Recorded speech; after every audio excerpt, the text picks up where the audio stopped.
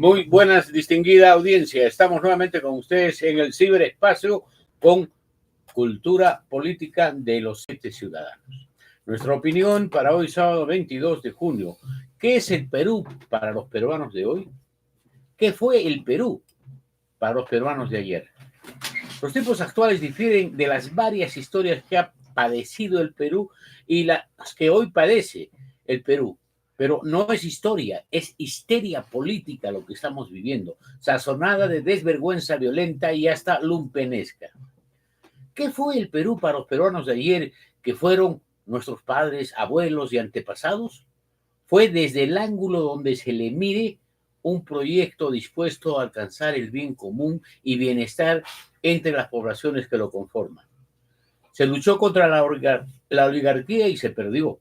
El Perú de ayer, con todas sus imperfecciones, lucía un rostro de afecto hacia las poblaciones que lo conformaban, al menos en apariencia, pero algo era evidente.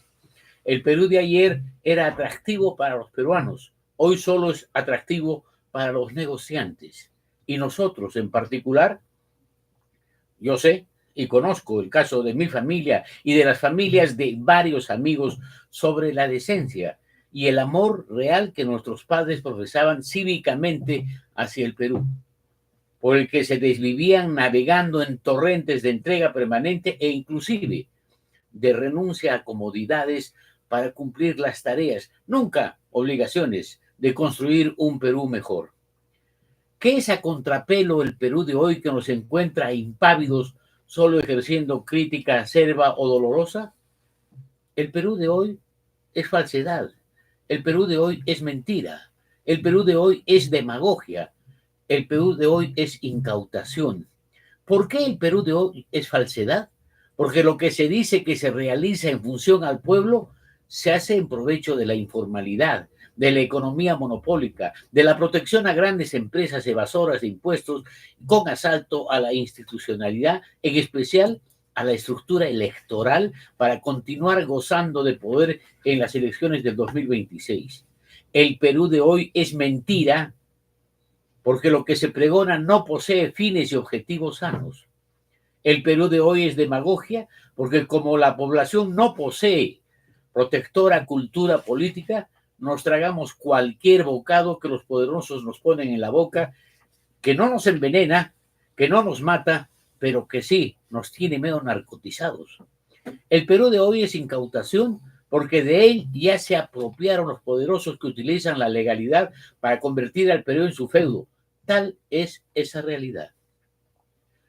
El Perú de ayer pertenecía parcialmente a los peruanos, el Perú de hoy pertenece a los foráneos, a los internacionalistas y a los traficantes. No es novedad ni argumentación jalada de los pelos afirmar con indignación, con estupor y pena, a punto inclusive de hacernos llorar, que el Perú vive su época más vergonzosa, sellada por la impunidad de gentes elegidas por el pueblo que actúan contra los intereses legítimos de la población que los eligió. Esos congresistas y muchos funcionarios del Poder Ejecutivo han lacrado la honradez con argumentaciones forzadas para obtener ganancias contra los intereses medulares del Perú. ¿Y qué hace la población ante ello? No hace nada. No hacemos nada. Y seguimos en manos de los que declaran libertad para los delincuentes, amparados en truculentos mecanismos legales, de los que les permiten continuar legislando para violar el sentido común y alentar la impunidad y la injusticia. En el Perú de hoy ha fracasado la democracia cimentada en legalidades hechizas, armadas para que sean incapaces de enfrentar vilezas legislativas. Duele el país, porque aún en su errática y poco convincente historia, produjo gente con valía en el pasado. ¿Quién facultó a los congresistas a que cambiaran las reglas de juego sobre la organización y la composición de las principales instituciones del Perú? ¿Con qué derecho pretenden cambiar la composición de la Junta Nacional de Justicia y de otras instancias? ¿Por qué limitaron la capacidad de la población para intervenir en referéndums en esas dimensiones y ellos sí hacerlo inconsultamente? Lo hacen justamente porque desean que toda vigencia de derechos cívicos y políticos de la población desaparezcan. En el Perú y que nuestro país sea solamente fábrica de emprendedores, de informales, de desaprensivos, donde el negocio predomine y la impunidad adquiera patente creativa, donde dominen delincuentes, maniobreros políticos y demás truanes disfrazados. Se quiere que en el Perú ya no haya peruanos dignos, sino mercenarios, negociantes y operadores políticos. Aquí es sálvate y si no puedes, cámbiate de país, que el Perú es de todos los peruanos que venden la patria.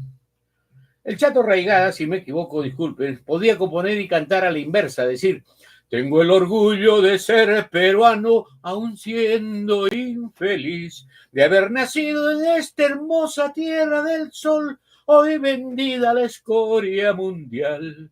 Ricas montañas, hermosas tierras, es mi Perú, donde mastico la mejor comida del mundo y la digiero feliz. No me importa que desliz cometan con mi patria los políticos y demás truanes. Seré avestruz o seré perdiz, no importa, soy feliz.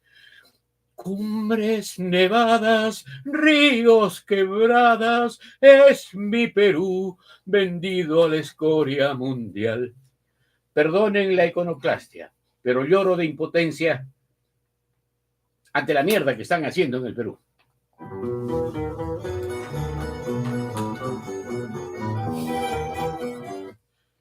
Iván Alfredo Cuentas Aparicio con una opinión sesuda y mesurada.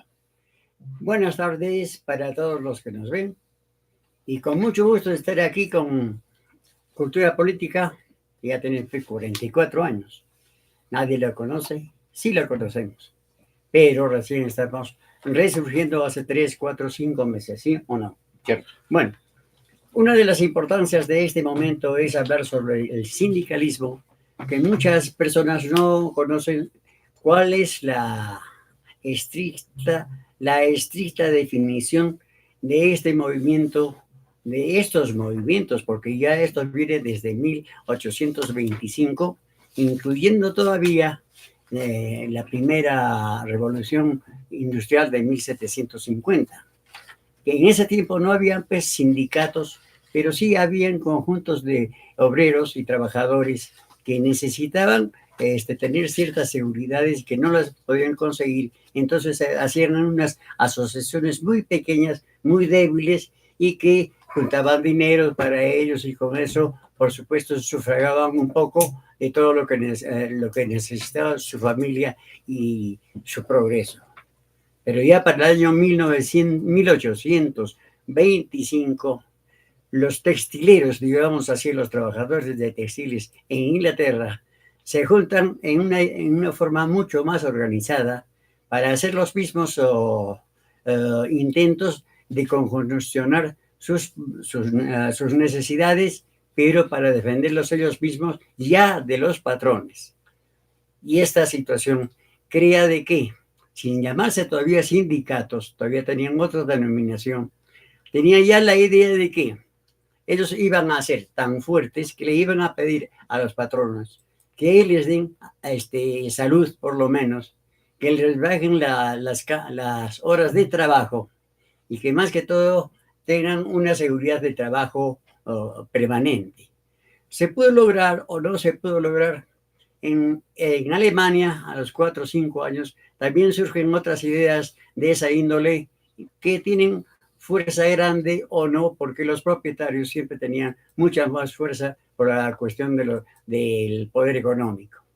En el Perú también se inicia más o menos en 1839, en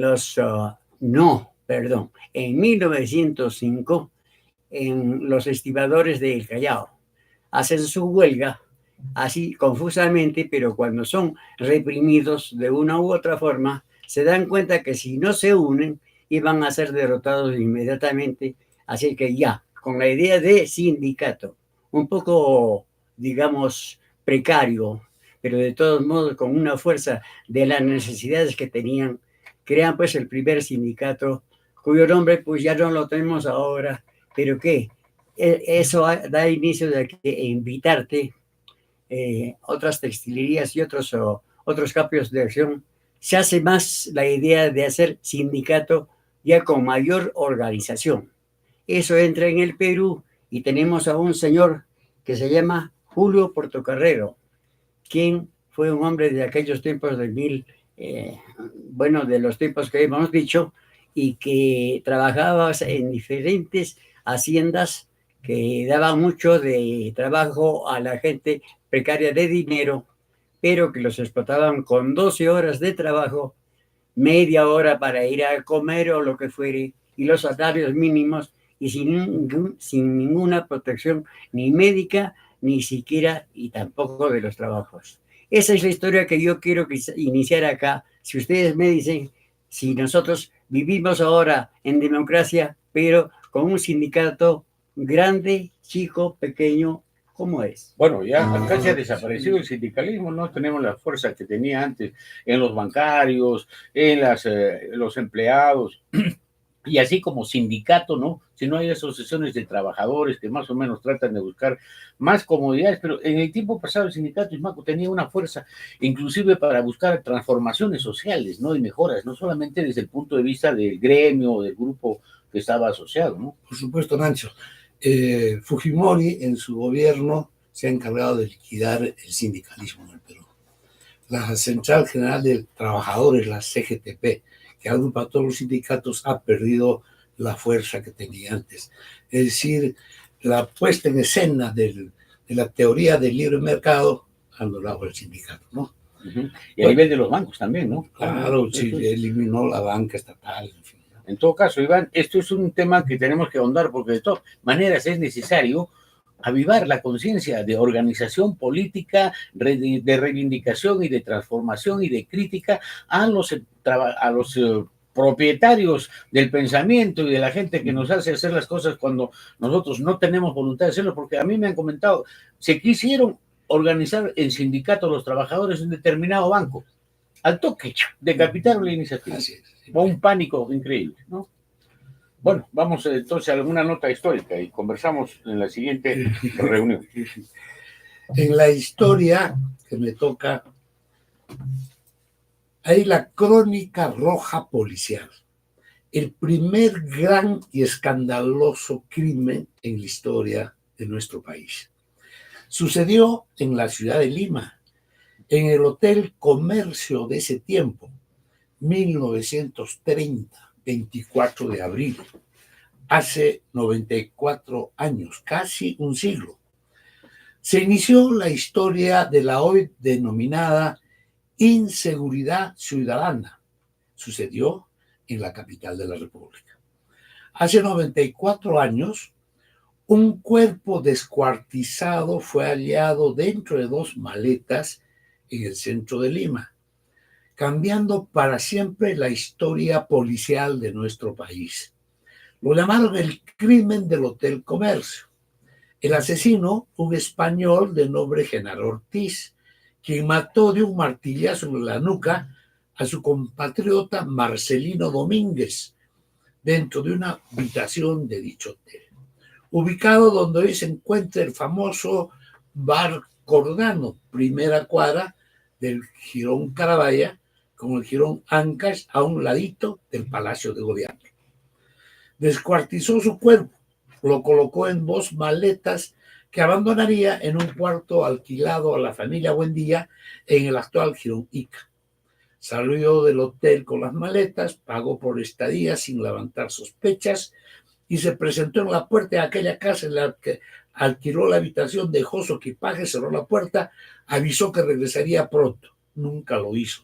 Fue directamente al puerto a tomar un barco rumbo a Panamá. Clemente Palma, hijo del autor de las tradiciones peruanas y director de la revista Variedades, escribió al respecto al mejor estilo limeño, alabando escandalosamente lo horrendo. Por fin tenemos en nuestro medio uno de esos crímenes horripilantes que son moneda corriente en Londres, Nueva York, Berlín o Chicago.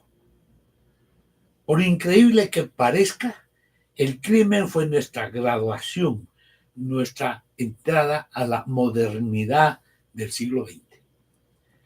Se investigó y se publicó que la historia comenzó el 20 de junio de aquel año. Ese día los españoles Ortiz y Domínguez arribaron a la estación Desamparados procedentes de Bolivia, donde se dice que habían asaltado una joyería.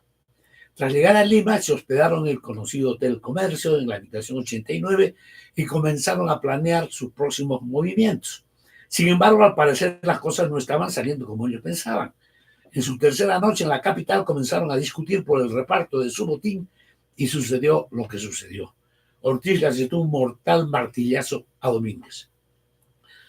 La familia vendía, pasada una semana, y el mal olor que salía del cuarto alquilado tuvo que llamar a la policía. 1 de julio de 1930, los agentes hallaron las maletas a punto de reventar y con fetidez insoportable. Las abrieron en la morgue, donde encontraron el cuerpo de un hombre seccionado en 6 partes. En una maleta estaba la cabeza con las piernas dobladas y en la otra el tronco y los brazos. Todo cuidadosamente envuelto en papel periódico. Lima estaba en shock. La noticia ocupaba las portadas de todos los diarios día tras día y sus ventas se disparaban ante el interés del público en conocer los detalles más escabrosos del macabro crimen. Las investigaciones guiaron a los detectives hasta el Hotel Comercio y descubrieron que Ortiz había huido con su pasaporte chileno falso a nombre de un tal Juan Bautista Aya Guerrero. Se dio el aviso internacional que el 10 de julio Ortiz fue capturado por la policía de Panamá y enviado de vuelta al Perú. Me encomiendo a las manos de Dios, lo hecho está, dijo al ser detenido. Cientos de limeños lo esperaron en el muelle del Callao para verlo de cerca. Según los diarios de la época, su aspecto físico, muy parecido al de un actor de cine, captó la atención de las limeñas. El español fue sentenciado a 25 años y encerrado en la penitenciaría de Lima, conocida como el Panóptico. Sin embargo, como era de esperar, ayer y hoy, antes de cumplir su condena, fue indultado por el presidente Manuel Prado Ugarteche. La historia dice que las autoridades son cómplices o autores del crimen organizado y de la inseguridad ciudadana. La mayoría de los congresistas de hoy son un ejemplo palpable de ello.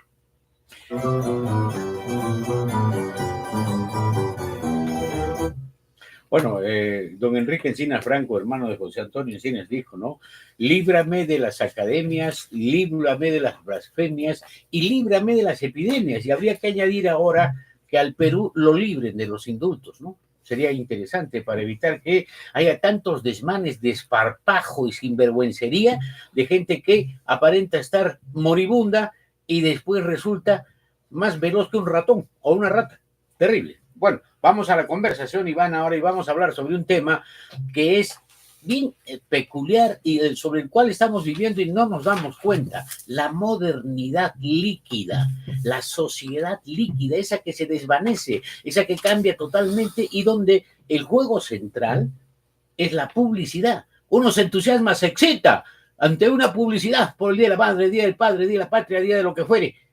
Y a los 15 días desaparece, y vuelve otra, y entonces nosotros no tenemos a qué asirnos más que a ese consumismo, etcétera, ¿no? La modernidad líquida fluye como un torrente e inunda los paisajes políticos, económicos, culturales de las sociedades contemporáneas, arrasando en toda ocasión con conceptos arraigados, avasallando tradiciones y lo que es peor, desdibujando valores, que poco a poco se desarraigan, ¿no? Claro, Nacho. El término es sociedad líquida, que tiene varias entradas. Uno de ellos es la modernidad líquida, pero también hay la ética líquida, etc. Este es un autor sociólogo, Zygmunt Bauman, que ha trabajado bastante este tema. Y la modernidad líquida la clasifica básicamente en 3 descripciones que hace, ¿no? Es decir, la pérdida de sentido que tiene la ciudadanía en una modernidad líquida que llama pérdida de sentido. La desconfianza sobre su futuro, ¿no? La desconfianza sobre el futuro, básicamente. Y además de eso, es una desorientación, ¿ya? ¿Por qué? Porque lo que plantea en esencia es que todo cambia. Bueno, todo cambia. Pero leyendo bien Bauman y observando lo que pasa en nuestra sociedad, Nancho Iván describe lo que observa, pero no da un paso para explicar las causas de ello. No es, por ejemplo, como el otro autor que está también dentro de los humanistas importantes del tiempo presente, Alvin Toffler. Toffler sí dice que hay 3 olas, ¿no? Y en las cuales lo que sucede es que cambia la esencia del poder. Los que tenían poder en la primera ola eran los propietarios de la tierra, el agro, etcétera. Después la industria, y ahora dicen el conocimiento. Entonces, ese es el tema, ¿no? Lo que pasa es que el conocimiento, o sea, la razón ahora es el origen del poder, y como la razón está perdiendo su sentido, etcétera, la población está desorientada. Ajá. Entonces, ahí también hay otro problema, ¿no? Quizá Marshall Berman, habría que mencionarlo en un famoso libro que fue un bestseller, lamentablemente fallece a muy temprana edad, es todo lo sólido se desvanece en el aire, y entonces no tenemos asideros permanentes. Y, por ejemplo, si nos cogemos de algunas verdades, etcétera, esas las vamos lacerando, las vamos disminuyendo. Por ejemplo, el concepto de cultura. El concepto de cultura se ha convertido en un mito moderno, en el sentido que, por ejemplo, en el Perú tenemos cultura. No, más que eso tenemos un conjunto de enunciados y una pirámide de suposiciones respecto de nuestros valores culturales. Y entonces nos estamos en esta como modernidad y sociedad líquida afincando, protegiendo por conceptos que estamos creando para autoprotegernos y para evitar este desvanecimiento de las cosas con las que estamos viviendo. Efectivamente, lo que estamos viendo y viviendo es una cuestión tan grande en su transformación que por ello mismo no nos damos cuenta.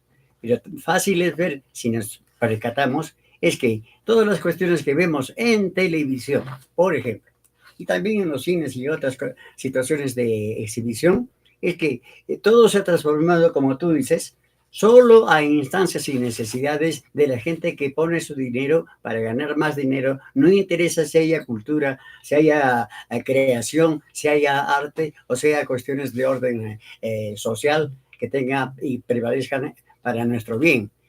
Esa es una de las formas en que tú dices y llamas a la cultura de esta líquida. ¿Por qué? Porque ya no sirve para nada. Nosotros, como dice Ismaco, no estamos sabiendo a dónde vamos.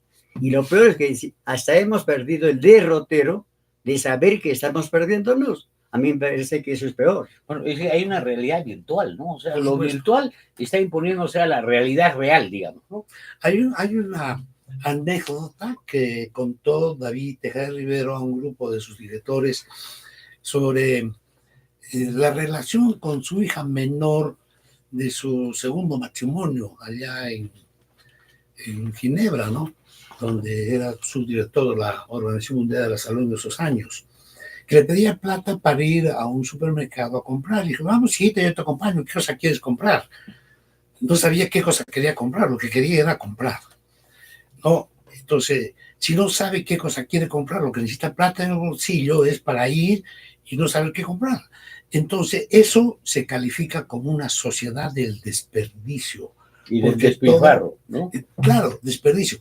Todo es obsoleto. Es lo que dicen, lavar, usar, desechar. Todo, ¿no? E incluso hasta nuestra ropa ahora es de material, digamos, prescindible. Claro. Entonces, eso está significando que no tenemos una orientación clara.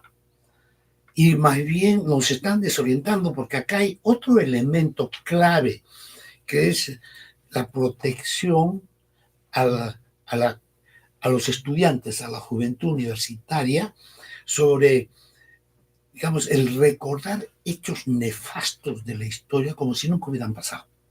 Entonces a eso ya le están llamando, y eso no lo dice Bauman, ¿no? Le están llamando, digamos, la sociedad protegida, la sociedad espejo, la sociedad que está dentro de una urna, dentro de un cristal, la ciudad de cristal. No se le puede tocar, no se le puede contar, por ejemplo, en historia, la crisis entre los Hutis y los de Ruanda, que se jugaban fútbol con la cabeza cortada de un enemigo, ¿no? De las Hutis y los Tutsis. Entonces, ese tipo de cosas, es decir, la irracionalidad. Y ahora, ¿qué está pasando en nuestro país? ¿Por qué está sucediendo Lo que eso? está claro. ¿Por qué la juventud ya no está, digamos, con sentido de pertenencia a las cosas que son de su historia, de su familia, de su pueblo, ¿no? Eso es. Entonces, ese es un problema grave. Y las autoridades ni siquiera reflexionan, ni piensan, ni plantean. El sistema educativo peruano es un caos absoluto en ese sentido. O sea, estamos consumiendo productos volátiles que no tienen mayor trascendencia ni significación y nos mandan hacia el despeñadero. Y no hay control, no hay autocontrol, no hay crítica, no hay analítica, no hay propuestas de cambio. Es decir, las propias universidades, que son los centros generadores de conocimiento y de pensamiento, están como si fueran convidados de piedra, ajenos al tema, y no les importa analizar la problemática que estamos viviendo. Efectivamente, pues te digo, ¿no? Que las universidades que deben ser pues, un foco de conocimiento y de instauración de una orientación humana, peruana también, no lo están haciendo porque se están perdiendo entre ellos mismos. Creen que una cosa, como lo decías tú, ¿no? Enseñan, pero qué cosa, ni siquiera saben ellos lo que están diciendo en sus grandes lecciones. Y entonces, ¿a dónde vamos a ir si no sabemos, si nuestros profesores no nos indican, ni ellos saben dónde van? Entonces, esta sociedad no está evolucionando, se está dispersando en una liquidez, como tú dices. Claro. Ahora, sí.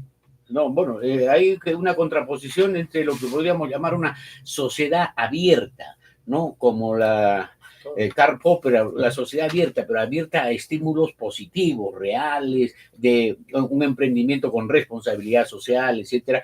Y estamos en una sociedad líquida donde todo fluye, pero no fluye para un cambio positivo, sino que fluye por la inestabilidad, por lo evanescente y lo nada significativo. Entonces ahí lo intrascendente se está convirtiendo en los componentes fundamental. O sea, la irracionalidad revestida con ropajes de cierta racionalidad. Por supuesto, Nancy, es que digamos, el común denominador, lo que está en las raíces de este problema, ese es el famoso dicho de Heráclito.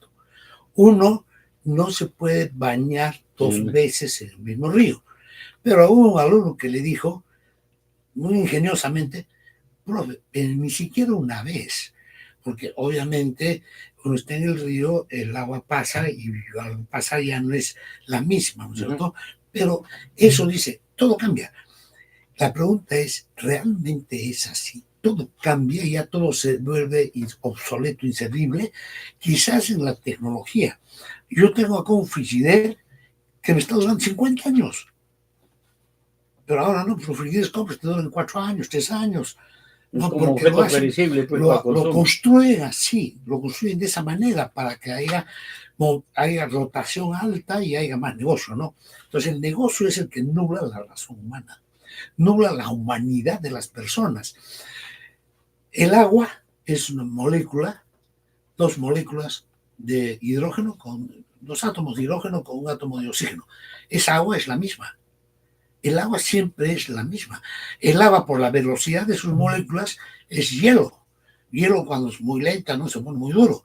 Pero cuando más rápido es agua, y cuando más rápido se mueve, en todo caso es vapor. Pero sigue siendo H2O, sigue siendo agua. Eso agua no cambia o cambia. El río donde yo voy geográficamente está en el mismo sitio. Yo me meto en el mismo río, en el mismo sitio me meto. Entonces eso no ha cambiado.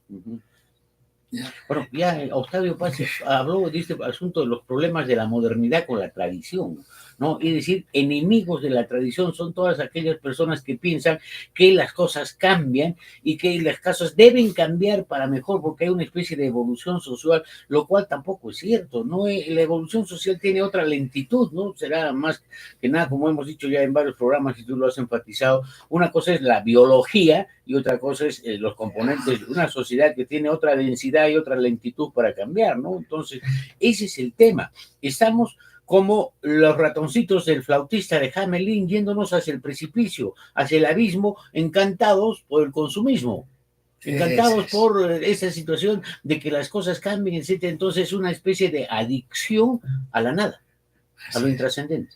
Entonces, el tema aquí es delicado, Nacho, bien delicado, Iván, porque ¿qué hacemos una sociedad que no tiene sentido de pertenencia a lo que llamamos a la parte de acá, a lo que somos nosotros, a todas nuestras raíces? Entonces, eso no tiene destino. Entonces, todo es volátil, obviamente, y eso lo dijo Marshall Bergman, pero haciendo alusión a Carlos Marx, porque es una famosa frase de Carlos Marx, esta de todos los óleos se desvanecen en el aire, ¿no?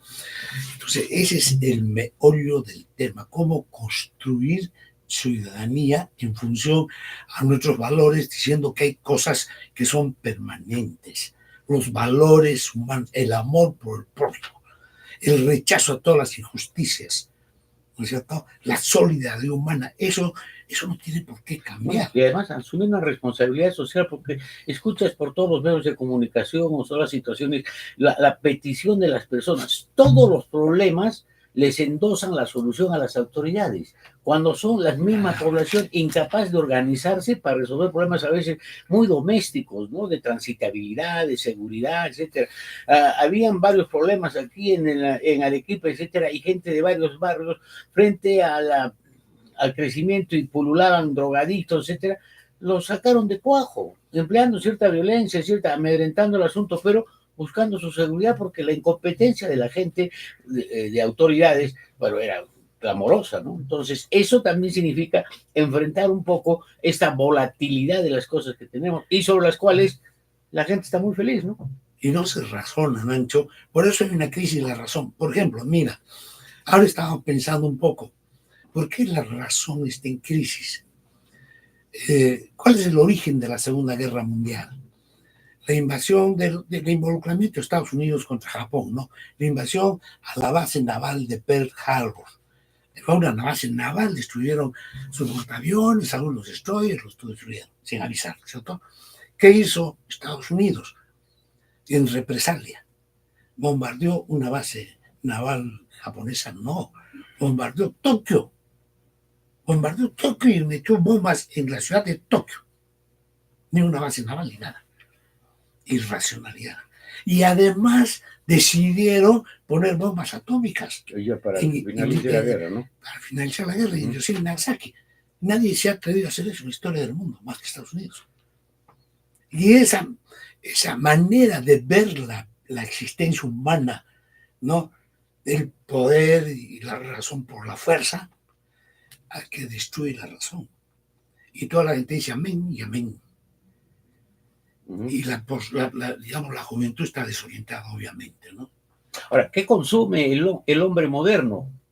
Chatarra informativa y vive contento. A mí me han pasado el dato hace unas horas de que Bolivia va a hacer una denuncia en 100 países contra Puno, porque los puneños son unos plagiadores de sus culturas, de sus tradiciones, y de sus danzas, y de la morenada y de la diablada. Es decir, nos tragamos ese brulote, nos tragamos esa mentira, esa fantasía, y la gente está contenta. Eso es un fake news. Y si viene por imagen virtual, es un deep news. Pero entonces estamos viviendo sobresaltados, asombrados, contentos, hasta excitados, cuando arman esta clase de tonterías que la gente se las va creyendo. Eso es volatilidad, eso es liquidez mental. O sea, sí, le fluye para el escándalo, le fluye para las cosas que no tienen mayor solvencia ni ningún asidero, ¿no? Pero bueno, esperamos que esto no haya sido demasiado líquido para el pensamiento de ustedes y que tengamos algo de sensatez en las propuestas, ¿no? Nos vamos a nuestra segunda estación.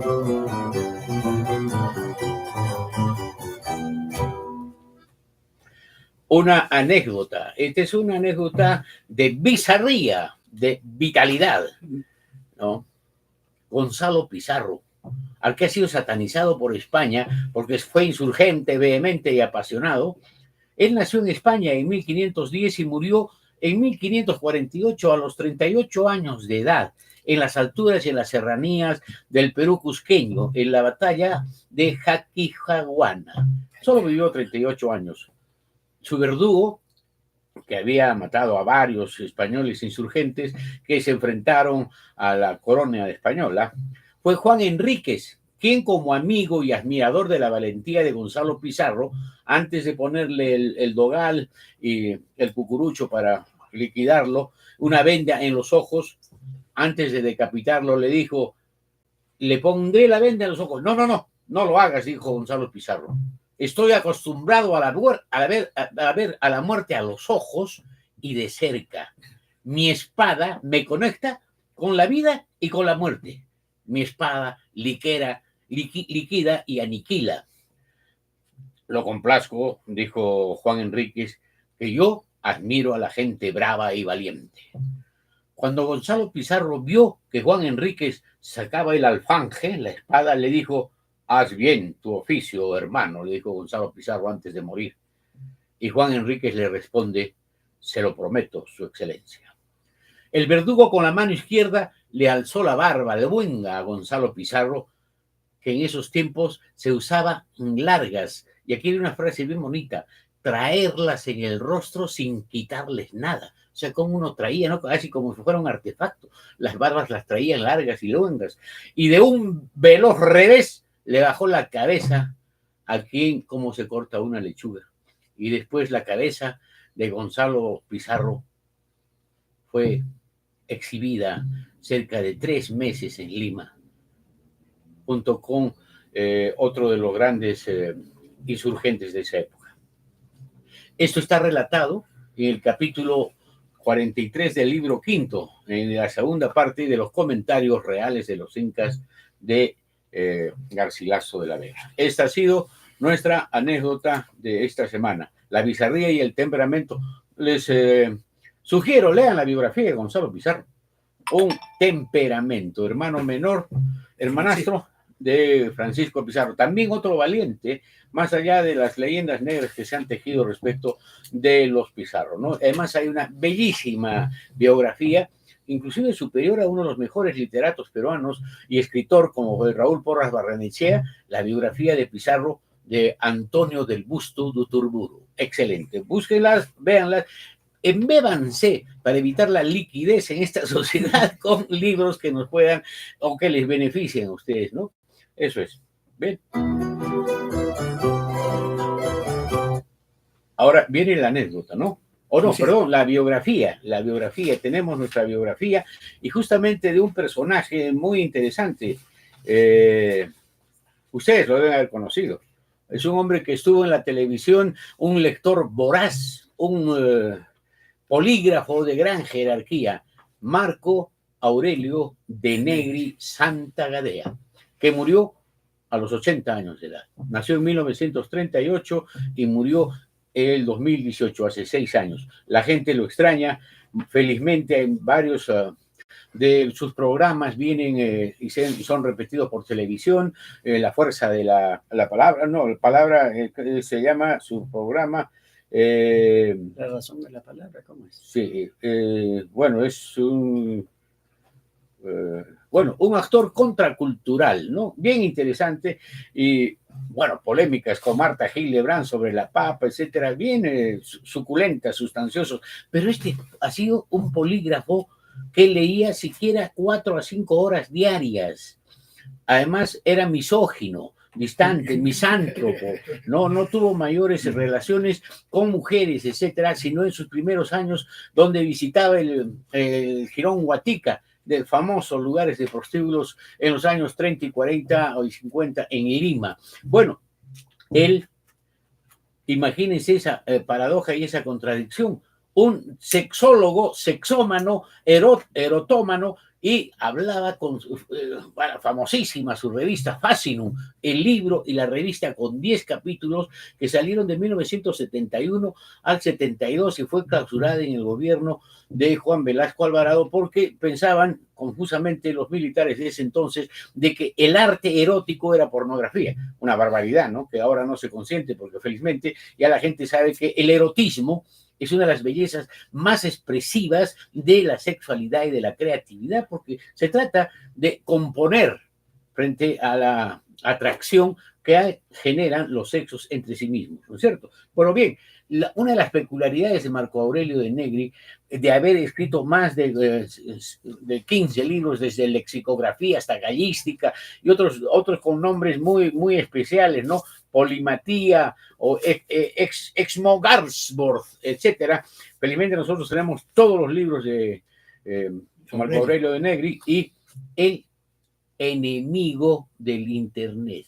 Nunca entró a Internet, no contestaba el teléfono, tenía una ayudante, una señora Rosa Ramos, Guamanchumo, creo que era su segundo apellido, que ella de vez en cuando sonaba insistentemente el teléfono, veía aquí para que se solicitaba una cita con Marco Aurelio de Negri y él se aproximaba y podía ser siempre cuando fuera una personalidad, una celebridad interesante. No entraba a Internet, no conocía absolutamente nada, despreciaba esa clase de vinculaciones. Ese era un atributo especial, ¿no? Y bueno, su manera de hablar, ¿no? Inclusive Rossini, el gran cómico en el Estrafalario, lo imitaba porque hablaba, gesticulaba y las manos y el rostro y hacía sus cosas muy especiales. Y Rossini, con un parecido fenotípico muy similar al de Marco Aurelio de Negri, también lo imitaba, ¿no? Entonces eso le da una característica especial y era aficionado a los gallos. Es que un libro suyo, La Gallística, ¿no? Y acuñó esa palabra también, la gallística, y ha sido una de las personas que ha armado conceptos con nuevas palabras y con desinencias y sugerencias muy sutiles, muy especiales de manejar el lenguaje creativamente. Y además un crítico temible. Los 17 tomos, por ejemplo, del diccionario del Diario del Comercio, manejaron más el trabajo de Alberto Tauro del Pino, fue vapuleado por Marco Aurelio de Negri por una serie de omisiones, de faltas y de problemas de comprensión de la problemática, ¿no? Lo mismo con los diccionarios de Manuel Milla Batres, que otro panameño, casi peruano, nacionalizado, etcétera, que también trabajó y funcionó en base a esta clase de trabajo, ¿no? Además, fue un hombre que trabajó desobscenizador, fue un desobscenizador, es decir, todo lo que era considerado obsceno por la pacatería limeña que se persinaba, ¿no? Hubiera sido especial que la nota tuya que has sacado sobre el asesinato de ese señor Ortiz, ya la gente en proceso de trance y de pánico sacara una procesión, ¿no? Para que ahuyente a las malas personas. O sea, es un obscenizador. Esa es una de las características centrales para que fue el primero que habló de condón en la televisión, de preservativo. Y lo hizo hace 40 años. Y la gente se escandalizó, ¿no? Ese famoso chiste. Un señor va a la farmacia y dice, señorita, véndame un condón. Cuide la lengua, le dice. Entonces véndame dos. Bueno, esta ha sido la biografía de Marco Aurelio de Negri. Y ahora nos vamos a la poesía, ¿no? Bueno. La próxima te toca un poema, Iván. Sí, este es de Antonio Machado, que fue cantado por nuestro, admirado